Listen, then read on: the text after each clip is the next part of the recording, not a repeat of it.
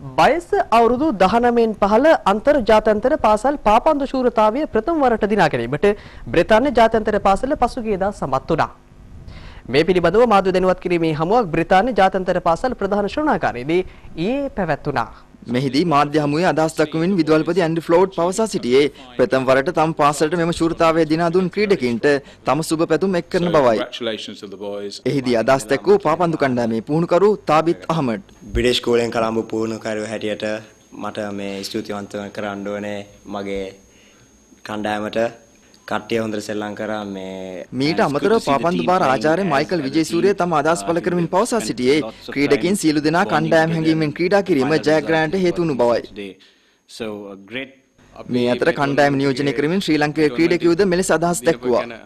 ඉතාමත් සතුටු වෙනවා. මේ අපි ඔක්කොම එකතු වෙලා හොඳ සෙල්ලම් කරා.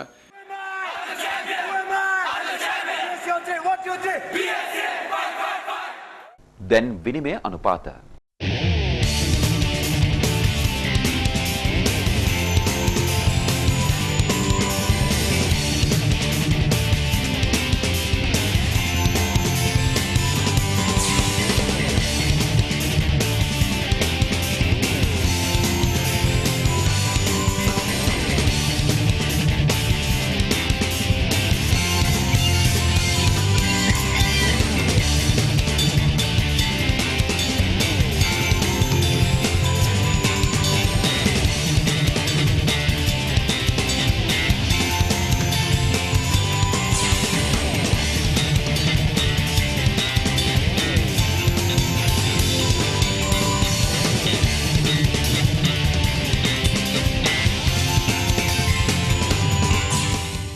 සමගින් ටීවී නෙත් දවසේ ප්‍රධාන ප්‍රවෘත්ති ප්‍රකාශය නිමවට පත්වනවා. ඔබ සැමට ආයුබෝවන්.